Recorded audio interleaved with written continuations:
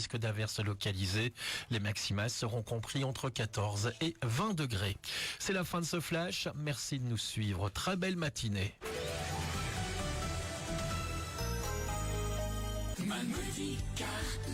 Malmedy Carrelage, des nouvelles séries tendances, des formats innovants, un accompagnement, des conseils et un suivi sur mesure. Et surtout, des prix tout doux. 28 Pont de Warche à Malmedy. Impact FM, l'inforégion avec Olivier Tomezzoli. Les grands moyens déployés samedi du côté de Hockey pour retrouver un homme âgé de 77 ans perdu dans les Fagnes. Une garderie ouverte dès ce lundi à l'école communale de Mont pour pallier un temps les lacunes du transport scolaire. Du rallye avec la démonstration de Thierry Neuville à Saint-Vite samedi et du foot avec Malmoun Daria qui reprend la tête de la première provinciale. C'est le menu de la page sportive de ce lundi. Lundi 29 septembre, le développement des titres de l'info de l'arrondissement. Présentation Olivier Tomezzoli. Bonjour à tous, on commence avec cette disparition samedi après-midi dans les Fagnes du côté de Hockey. Vers midi, 2 hommes avaient voulu se balader dans les bois, ils se sont perdus de vue, un des deux rebrousse en chemin alors que l'autre, âgé de 77 ans, s'est perdu tout seul. Il a tenté de couper au travers des bois, il a ensuite perdu ses lunettes après avoir chuté. Heureusement, il avait son GSM avec lui.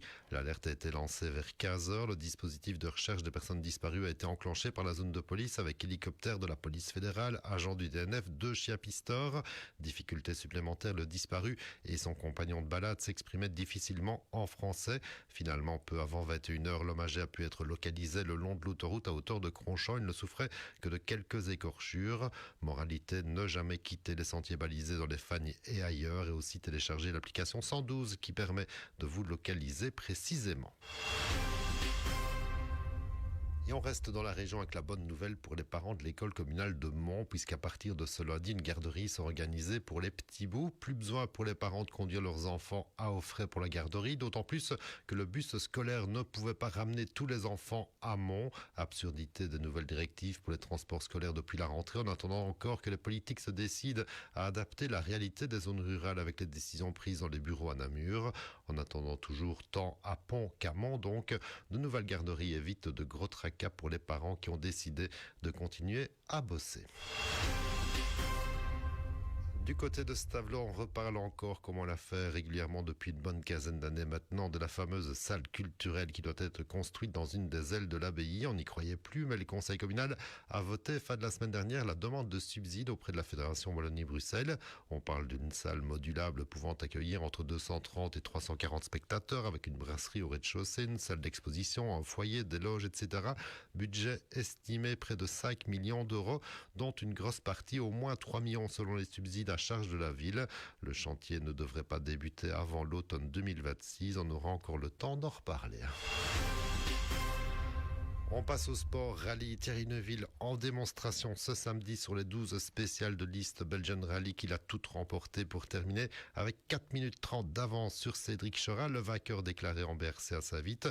L'attraction reste évidemment le champion du monde en titre qui a pu pendant 1h10 exactement accumuler les kilomètres sur asphalte en vue du rallye d'Europe centrale en Bavière et en Tchéquie. Ce sera dans 2 grosses semaines en WRC. Parmi les régionaux, on citera le Verviétois Tom Ransonnet, 4e sur une Hyundai, ou encore le copilote Malmédia Loris Elst, 18e au scratch et 2e en RC4 dans le cadre de la Stellantis Cup. Et on passe au football d'ailleurs, un week-end rêvé pour Malmoun Daria qui s'impose tout d'abord 3 face à Juprel dans le match piège par excellence. Les Dragons profitent ensuite de la victoire de Ster-Francorchamps 3 face à Oris, l'ancien leader, pour le rejoindre en tête de classement à égalité donc avant le choc de dimanche prochain entre les deux premiers. En 2C, Stavelot a perdu pied et la tête du classement après sa défaite 4-2 en déplacement à Honsfeld. C'est à présent Rocherat qui a pris les commandes de la série. On notera par contre la victoire de Offray 0-2 en déplacement à Walkenrad. En 3e série D, les victoires de Bellevaux 2-3 à Emmels. Pour Malmoun Daria B, les premiers points de la saison 3-2 face à Jalais. Pour 3 ponts aussi 1-5 à Baleine et le nul but partout entre l'Alliance Haute-Fagne et la Bourg. 3 ponts qui restent bien installés à la 2e place au classement. Et enfin en 4e série F, Ster-B reprend la tête de la série après sa victoire sans appel 0-5 à Jalais B. Dans le même temps, Stavelot B s'inclinait 3-5 face à Andrimont B alors que Wemfey-Montville s'impose 1-0 face à Goé et accompagne Ster-B en tête du classement alors que pas moins de 7 équipes se tiennent en 2 petits points seulement dans le haut du tableau. L'info continue sur notre page Facebook Impact News.